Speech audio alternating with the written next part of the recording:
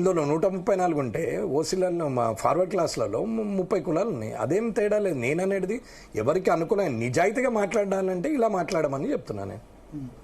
చేయండి అట్లా. బీసీల్లో కూడా అత్యంత వెనుకబడిన వర్గాలకు ఎక్కువ ప్రియారిటీ ఉండాలి. అంతే కదా.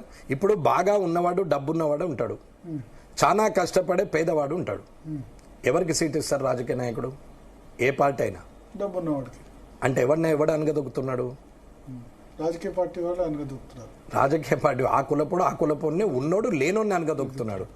అందుకే నేను అనేది అన్నట్టు ఏ కులం ఆ కులంకి ఇస్తే వాళ్ళ జనం డబ్బు తీసుకుంది ఓటేయట్లేదు కదా అని తప్పు. నేనే నిదర్శనం దానికి. డబ్బు నేను ఇవ్వలేదే, ఒక మందు సీస కూడా మంచలేదే, జనం ఓటేసిరే. ఇద్దరి ముందట నేను వెంట్రుకతో సమానం. ఆ ఇద్దరికి ఉన్న మాస్ అపియరెన్స్ మీద వారి ముందట నేను వెంట్రుకతో సమానం అయినా గెలిచిన అంటున్నాను. అది ప్రజల అభిమానం అంతే. డబ్బు వంచలేదు, బూతుకు కాదు కదా, ఒక మనిషికి కాదు కదా, కనీసం భోజనం కూడా పెట్టలేదు. మీరు పోయి అడగండి ఎవరినన్నా, మీకేమున్నది? కార్యకర్తలు ఇళ్లలో తిరిగే చేసారు తప్ప వాళ్ళు ఎక్కడ కూడా ఏ ఊరోళ్ళు ఆ ఊర్లోనే పనిచేసారు తప్ప కారు వేసుకొని మండలం అంతా తిరిగేస్తా, నేను నియోజకవర్గం అంతా తిరిగేస్తా అని ఎవరు తిరగలేదు. నీ ఊర్లో నువ్వు గెలిచినా నువ్వు లీడర్ అవుతావు అంతే. కాన్సెప్ట్ అంతే. మండలం అంతా కూడా ఏమవసరం? నీ ఊర్లో గెలిచాక మండలంకి వస్తావు, నువ్వే ఆటోమేటిక్ అప్గ్రేడ్ అవుతావు. ఇప్పుడు నేను ఎమ్మెల్యే రూపాయి కూడా ఖర్చు పెట్టలేదు అసలు మీరు. కమిటీస్ అది దానికి మీరు ఎవరినైనా ఎట్లా మిగతా చోట్ల ఎందుకు యాక్సెప్ట్ చేస్తలేరు? హుజురాబాద్ లో 6,000 ఓటు, మునుగోడులో 5,000 ఓటు, ఇప్పుడు జూబ్లీ హిల్స్ లో ఎంత పడుతుంది ఓటు? 10,000 అవుతుందో ఓటుకు ఎంత? దేనికి పైసలా? పంచటోడు ఉన్నప్పుడు తీసుకుంటారు, ఎందుకు పంచరు? మీ దగ్గర మరి కేసీఆర్ రేవంత్ రెడ్డి పంచలేదా అని నేను ఎందుకు అంటానండి? మీకు తెలియదా? పంచారా? ఏమో నాకు తెలియదు. నేనైతే నేను అక్కడ లేను. వారు పంచారా వీరు పంచారా కాదు, ప్రజలు మాత్రం కరప్టెడ్ కాదు. ఇది క్లియర్. నేను యావత్తు తెలంగాణ ప్రజలకు చెప్తున్నాము, ప్రజలు కరప్టెడ్ కాదు. కరప్షన్ అలవాటు చేసింది రాజకీయ నాయకులే, వేరే వాళ్ళు కాదు. వారు ఇప్పుడు ఒక సామాన్య ప్రజలు ఉన్నారు. ఒక మామూలు వ్యక్తి ఉన్నాడు గ్రామంలో, సరే అతనికి వ్యవసాయం ఇల్లు తప్ప ఏం తెలియదు, బయటకు వెళ్ళలేడు. పొద్దున్న లేస్తే మళ్ళా లీడర్ల దగ్గరికి ఏదైనా కష్టం వస్తే పోలీస్ స్టేషన్ది కానీ ఎంఆర్ఓది కానీ ఎండిఓది కానీ ఎక్కడైనా సమస్య వస్తే మళ్ళీ రాజకీయ నాయకుని దగ్గరికి పోవాలా. ఆ ఊర్లో 3-4 పార్టీలు ఉంటాయి, 5 పార్టీలు ఉంటాయి, 10 మంది నాయకులు ఉంటారు. తీసుకొచ్చి ఇంట్లో డబ్బులు ఇస్తాడు అనుకో, తీసుకోను అంటాడు నిజాయితీగా. ఇచ్చిన వాడికి అనుమానం ఏమొస్తుంది? వీడు తీసుకుంటలేడు కాబట్టి మాకు వెయ్యడు అని. అట్లా ముగ్గురి దగ్గర తీసుకోను అంటే ముగ్గురికి ఆయన దగ్గర తీసుకున్నాడేమో, నా దగ్గర తీసుకోలేడు కాబట్టి వీడు వానికే ఓటేస్తాడని అనుకుంటాడు. ఈ నెత్తి నొప్పి కన్నా ఆడు ఇచ్చిపోతే సపడా కూరుకున్నది నయమని ఎంతో మంది. కొంతమంది ఓటు వేయము, మాకు పైసలు అందలేదని చెప్పి ధర్నా చేస్తున్నారని చెప్తున్నారు. అవన్నీ రాజకీయ నాయకులు తయారు చేసిన. కేసీఆర్ గారి సభ అయింది అనుకోండి, బీజేపీ వాళ్ళు 10 మందిని తయారు చేసేసి ఆడ నేను అనిపించాలన్నట్టు. రేవంత్ రెడ్డి గారి సభ అయింది అనుకోండి, అనిపించాలా. మోడీ గారి సభ అయింది అనుకో, వీళ్ళు అనిపించాలా. ఎవరితో అనిపిస్తారు? కండువ ఉంటే కార్యకర్త, కండువ లేకపోతే ఓటరు, అంతే సింపుల్. పోలింగ్ రోజు ఓటరు ధర్నా చేసి మాకు పైసలు అందలేదని చెప్పి ధర్నా చేసే సందర్భం. రాజకీయ నాయకులు చేసే కుయుక్తులు ఇవి, లక్షణాలే ఇటువంటి లక్షణాలు ఉన్నాయి వాళ్ళే. మీరు రూపాయి పంచకుండా అవతల కేసీఆర్ రేవంత్ రెడ్డి ఖచ్చితంగా పొలిటికల్ పార్టీస్ వాళ్ళు కాబట్టి పంచారు. ఆయన ఎట్లా గెలిచారు? మెజార్టీ ఎంత? 17,000 కదా? లేదండి, 14,000 రేవంత్ రెడ్డి గారి మీద, 7,000 కేసీఆర్ గారి మీద. 7,000 గెలవడానికి కారణాలు చెప్పినాం కదండి. ఓడిపోయినా పర్వాలేదు, తప్పు చేసి గెలిచే కన్నా నిజాయితీగా ఓడిపోవడమే నేను సాధిస్తాను. 150 కోట్లు సొంతంగా డెవలప్ చేస్తాను. అది విద్య వైద్యము ఫ్రీగా ఇస్తా. కాన్స్టిట్యున్సీలో నేను చేసిన పని వల్ల రాష్ట్రం ఒక రోల్ మోడల్ గా తీసుకొని దేశవ్యాప్తంగా భారతదేశంలో విద్యా వైద్యము ఫ్రీగా కావాలనేది నా ఆలోచన. విద్యా వైద్యం ఫ్రీగా కావాలంటే ఒక భరత్ గారు మీ కష్టార్జితంలో సంపాదనలో ఇక్కడున్న మీ అందరికి కూడా మీ సంపాదనలో అత్యధిక వ్యయం అయ్యేది దేనికి? పిల్లల చదువులకి, తర్వాత వచ్చే అనారోగ్యానికి. ఇంతకు తప్ప మీరు పెట్టే ఖర్చు ఏం లేదు.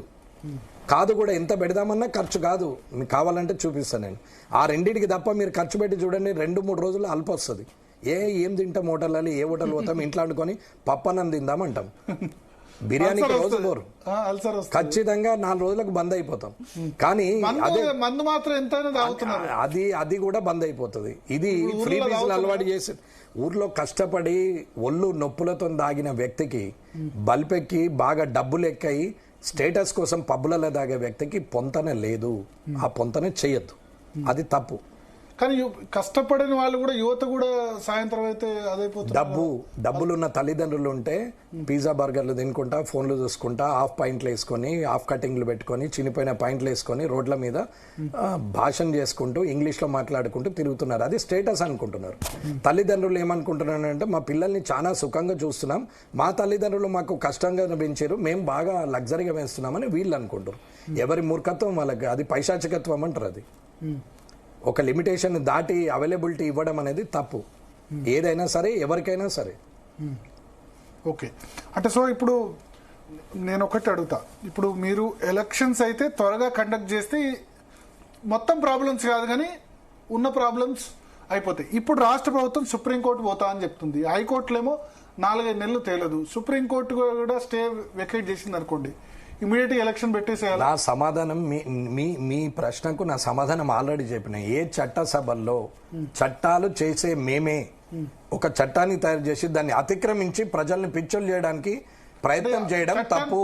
50% అని చట్టం అంటారు, 50% రిజర్వేషన్లు పెట్టి. ఏ చట్టమైనా మన రాజ్యాంగం స్టార్ట్ అయిన నుంచి తీసిన జీవోలు, అమైన్మెంట్స్, యాక్ట్లు అన్నిటిని ఒకసారి మీరు ఎందుకు వ్యతిరేకించలేదు అసెంబ్లీలో? ఎక్కడ?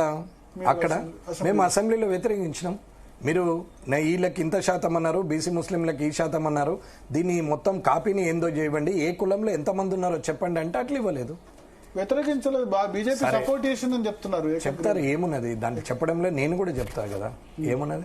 ఇప్పుడు నేను మాట్లాడిన మాట కాంట్రవర్సీ అయితే ఇది మా పార్టీ లైన్ కాదు, వెంకటరమణారెడ్డిగా ఆయన ఉద్దేశం చెప్పింది, ఇది బీజేపీ ఉద్దేశం కాదని కూడా చెప్తారు. తప్పలేదు, నేను వెంకటరమణారెడ్డిగానే చెప్తున్నా.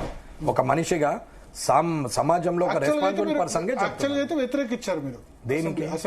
అసెంబ్లీలో బీసీ రిజర్వేషన్ వ్యతిరేకించలేదు, ప్రభుత్వం చేసిన తప్పుడు లెక్కని వ్యతిరేకించినాం.